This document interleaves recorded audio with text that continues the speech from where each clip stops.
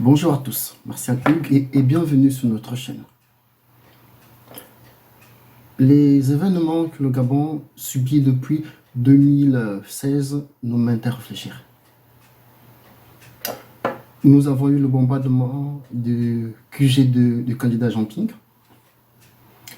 Nous avons des enlèvements, des assassinats, chômage, maladie, aucune infrastructure. Et ce qui a été plus dur pour le peuple, encore une fois de plus, c'est l'enlèvement du jeune Renaldi Baga en 2020, qui jusqu'en 2023, 3 ans plus tard, nous n'avons pas de suite. L'enlèvement d'une jeune fille de 20 ans en décembre 2022, le 24 décembre 2022, retrouvée le 18 janvier 2023 dans une valise en état de décomposition avancée. L'enlèvement d'une jeune dame, maman de 3 enfants, retrouvée sur la plage d'Akaï. Le Gabon est devenu un pays haïssable, conduit par des gens méprisables.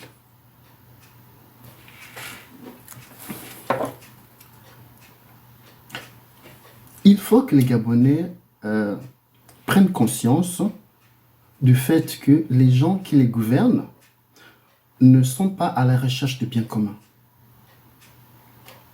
Il ne faut pas dire ils font ce qu'ils peuvent. Non. Nous avons face de nous le mal incarné. Nous avons le diable dans notre pays. Les images qui vont suivre, ce sont des images assez difficiles, assez douloureuses. Je prie toutes les âmes sensibles de ne pas regarder la suite, s'il vous plaît, et de revenir après. Parce que cela démontre de la qualité d'insécurité qui sévit actuellement au Gabon.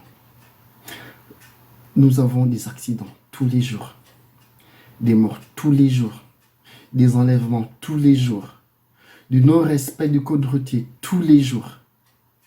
Tout dernièrement, sur la nationale 1, aux environs d'Oyan, un véhicule de marque Land Cruiser a pris sur le bord de la route 5 enfants mineurs, l'avenir des Gabon, qui ont péri sur le champ. Jusqu'à maintenant, l'affaire n'est pas suivie et c'est assez déplorable parce que personne ne suit qui est au Gabon. Nous avons Satan dans ce pays. Et le peuple ne peut pas composer avec Satan. Le peuple ne négocie pas avec le diable. Non. Le peuple a le devoir de chasser le diable dans ce pays. Je dirais, à la limite, nous avons à la tête du pays des gens qui n'aiment pas le peuple. Des hommes sans cœur. Et une fois de plus, je tiens à préciser quelque chose, c'est que le pouvoir n'est pas une fin en soi.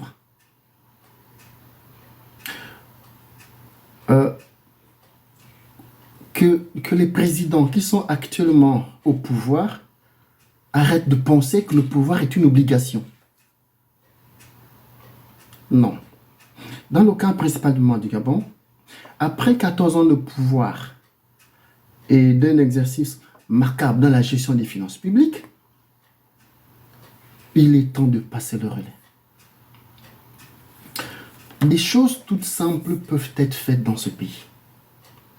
Nous avons la possibilité, vous et moi, de développer ce pays et de changer ce pays. Nous pouvons ne pas avoir besoin du CFA. Nous pouvons organiser notre développement sous forme de troc.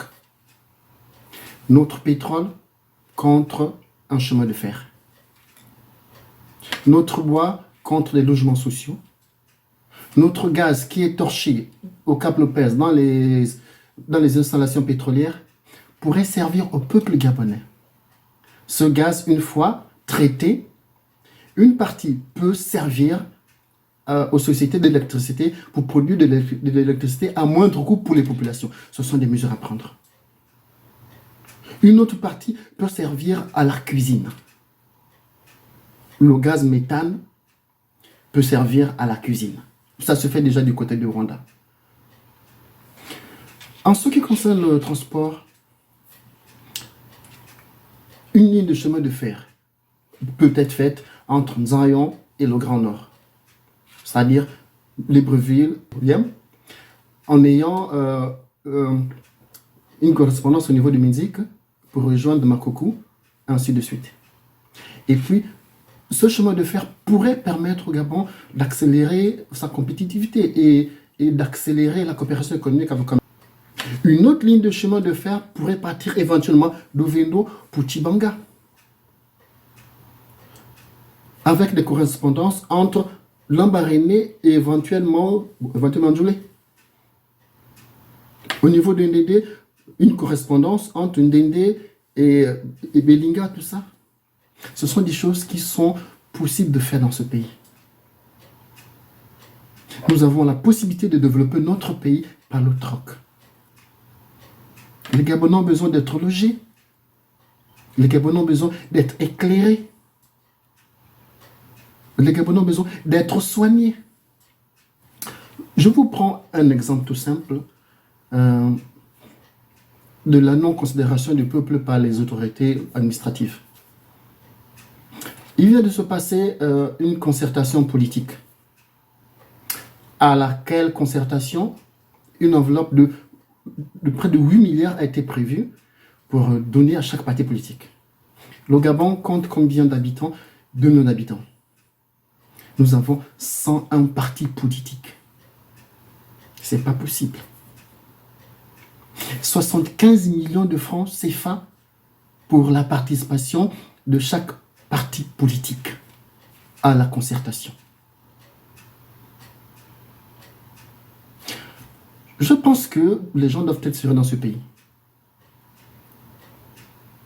Pendant que des contrées n'ont pas d'engins pour l'entretien des routes, je vous présente, il y a des engins là qui sont à moins de 50 millions de niveleuses et qui peuvent servir à l'entretien du réseau routier. Des engins de terrassement. Tout ça, c'est des choses qui ne coûtent rien du tout. Mais 75 millions de francs CFA aux partis politiques pour participer à quoi? À une conférence ou... non. Aimons le pays. Nous pouvons changer ce pays. Chaque Gabonais dans ce pays peut avoir un logement. Chaque Gabonais dans ce pays peut avoir un emploi. Chaque Gabonais dans ce pays peut se soigner. Chaque Gabonais dans ce pays peut s'occuper de ses enfants. Ça, c'est possible de le faire. Un exemple tout bête. Moi, Missima, je suis président de la République. Je mettrai tout de suite fin au fonctionnement de la Cour constitutionnelle qui va être remplacée par le Conseil constitutionnel, un organe non permanent.